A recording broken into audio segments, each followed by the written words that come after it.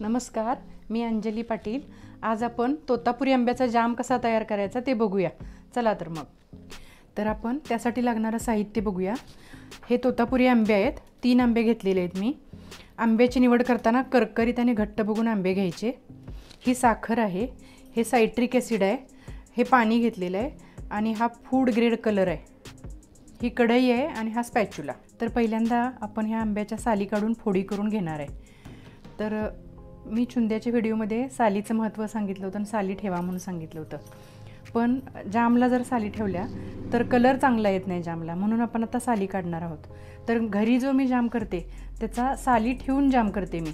तर तो जाम केलेला आहे, त्याचा कलर आणि आत्ता आपण करणार आहे त्याचा कलर मी नंतर तुम्हाला दाखवते। तर आपल्या ह्या आंब्याच्या फोडी करून झालेल्या आहेत, हे आपण आता कढईमध्ये घालून घेऊया। ह्या फोडी बुडतील एवढं आपण पाणी घालायचं आहे।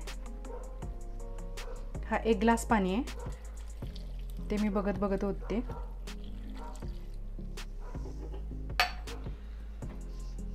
पाणी वरती आलेलं आहे बघा फोडीतनी। 1 ग्लास पाणी बास होतं एवढं।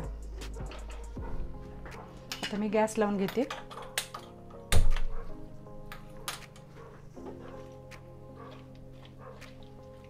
पाणी दिसलं, फोडीच्या बरोबरीने पाणी झालेलं आहे। तर आता आपण हे फोडी शिजायला ठेवणार आहोत। झाकण लावतोय आणि सुरुवातीला गॅस मोठा करायचा, नंतर गॅस बारीक करायचा आणि फोडी एकदम मऊ होतील अशा एवढ्या शिजवून घ्यायचे। तर ह्या फोडी शिजल्यानंतर आपण ह्या मिक्सरमधून काढणार आहे। पण जेव्हा मी हा जाम शिकले, कोल्हापुरात एक खूप प्रसिद्ध त्या काळात क्लास होता, कुकिंग क्लासेस, तर त्यांच्याकडे मी भरपूर पदार्थ शिकले। तर त्या मॅडमने आम्हाला पुरण यंत्रातनं काढा म्हणून सांगितलं होतं फोडी। मी बरीच वर्ष सुरुवातीला पुरण यंत्रातनं काढत होते, पण नंतर मी मिक्सरमधून काढायला सुरुवात केली। मिक्सरमधून पण चांगलं होते। तर त्या क्लासची वही मला सापडली, मी सकाळी काहीतरी चाळत होते तर तेव्हा ती मला वही सापडली। तर तो क्लास मी तुम्हाला दाखवते। 27 सप्टेंबर 1985 तेव्हा मी तो क्लास केलेला आहे आणि बरेच पदार्थ ह्या वहीमध्ये लिहून ठेवलेले आहेत। जे आपले चांगले होतात ते सगळे बरेच पदार्थ ठेवलेले आहेत। काही त्या ह्याची अजून अशी अवस्था झालेली आहे, ते पदार्थ अजून पण ह्या प्रमाणातच मी करते आणि छान होतात।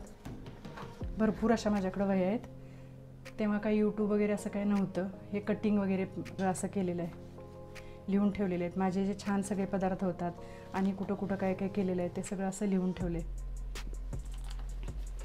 तर ते मला आता खूप उपयोगी येते। मधून मधून झाकण उघडून आपण फोडी हलवून घ्यायचे आहेत।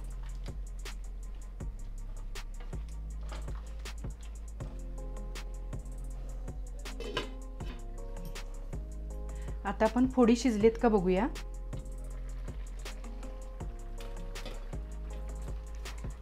तर ह्या फोडी शिजलेल्या आहेत, चांगल्या मऊ झालेत बघा।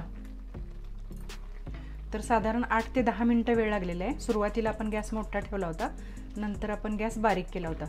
तर ह्या फोडी शिजलेल्या आहेत, छान शिजलेल्या आहेत। तर ह्या आता गार झाल्या की आपण मिक्सरमधनं फिरवून काढणार आहोत। गॅस मी आता बंद करते।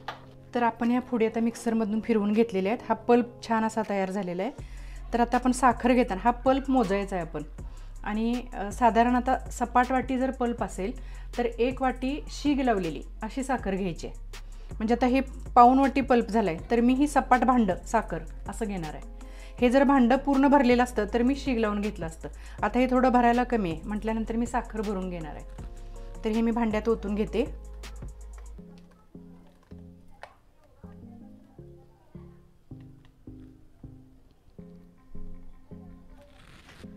तर आपण एवढी ही साखर घेतलेली आहे, ही साखर मी आता ओतून घेते ह्याच्यात।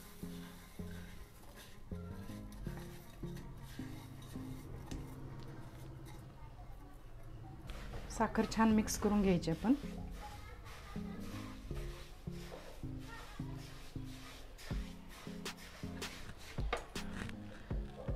आता मी गॅस लावणार आहे।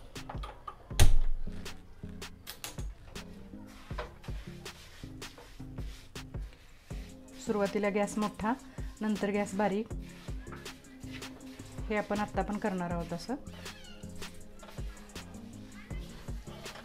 साखर छान मिक्स झालेली आहे।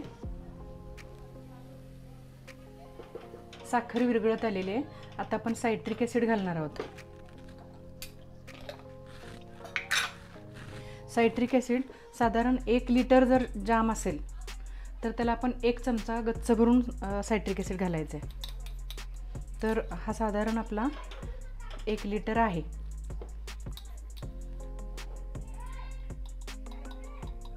तर मी 1 चमचा सायट्रिक ॲसिड घेतलेला आहे.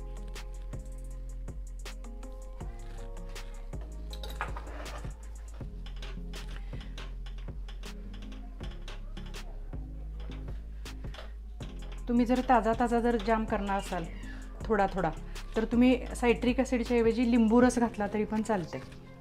पण सायट्रिक ॲसिडमुळे काय होते, हा जाम टिकण्यासाठी म्हणून मदत होते. सायट्रिक ॲसिड हा अँटी फंगल अँटीबॅक्टेरियल म्हणून काम करते आणि सायट्रिक ॲसिडचे साईड इफेक्ट काही नाही आहेत. सायट्रिक ॲसिड उलट आपल्या बॉडीसाठी चांगलं असते. बऱ्याच फूड इंडस्ट्रीमध्ये सायट्रिक ॲसिड वापरलं जातं. मेडिसिन तयार करताना सायट्रिक ॲसिड वापरलं जातं. सायट्रिक ॲसिडचे साईड इफेक्ट तसे काही नाही आहेत. आणि सायट्रिक ॲसिड हे लिंबूपासून तयार केलं जातं, त्यामुळे तुम्ही त्याच्याऐवजी लिंबू वापरला तरी चालतं. पण जर जास्त जाम असेल तर तुम्ही सायट्रिक ॲसिड वापरा, कारण जाम टिकायला मदत होते. आपण काय ह्याला वेगळं प्रिझर्वेटिव्ह काय घालणार नाही आहे दुसरं, त्यामुळं सायट्रिक ॲसिड घातलं तरी चालतं आहे. सायट्रिक ॲसिडमुळं जाम असा ट्रान्सपरंट होतो. ट्रान्सपरंट आणि शायनिंग येते त्याला. अगदी विकतचा जाम कसा असतो तसा होतोय तो. तुम्हाला पण लगेच फरक लक्षात आला असेल. त्याला शायनिंग आलं लगेच आणि अशी ट्रान्सपरन्सी येते. तर ही आता पूर्ण उकळी येली, चांगली चटचट उकळी यायला पाहिजे. आणि कडेनी जाम जेव्हा होतो तेव्हा असे बुडबुड यायला लागतात, तेव्हा आपण गॅस बंद करणार आहोत. तर जाम झाला किंवा नाही हे बघायची पण एक टेस्ट आहे. आपण एका प्लेटमध्ये थोडा जाम घ्यायचा आणि किंचित तो कोमट झाला की त्याच्यात पाणी ओतायचं. तो जर विरघळला नाही तर जाम आपला तयार झाला. किंवा दुसऱ्या बशीत एक थेंब टाकायचा आणि तो सुरीनं कापायचा. ते तसाच जर 2 भाग राहिले तर जाम तयार झाला. परत एकत्र झालं की अजून थोडा वेळ तुम्ही गॅसवर ठेवा. मग साधारण उकळी आली आणि कडेने असे बुडबुड यायला लागले की जाम तयार झाला हे लक्षात ठेवायचं. मग आपण टेस्ट करून बघायचं. जाम हलवत राहा, खाली लागायला नाही पाहिजे. लागला की तो सगळ्या जाम आपला खराब होणार. सगळ्या जामला वास लागणार, त्याचा करपट वास लागणार. त्यामुळे तुम्ही सतत हलवत राहा आणि शक्यतो गॅस बारीक करा. जाम करायला पण जाड बुडाचं भांडं घ्या. साखर असल्यामुळं खाली लागायची शक्यता असते. आता ह्या जामला उकळी आलेली आहे आणि कडेनी बुडबुडे पण यायला लागलेत बघा भांड्याच्या कडेला.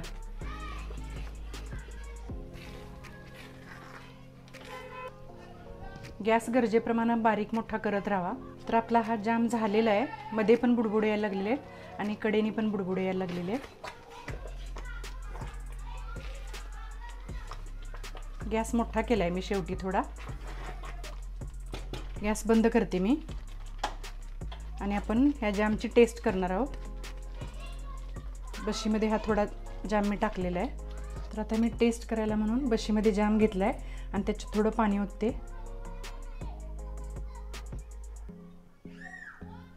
आहे तसा राहिला आहे बघा. पाणी हलवलं तरीसुद्धा हे होत नाही.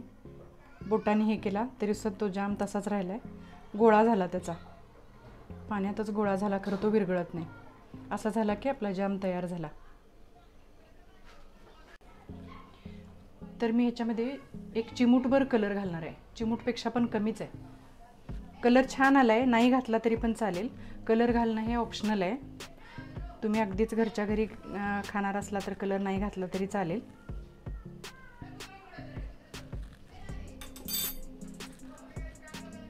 मी ऑरेंज कलर घातलेला आहे.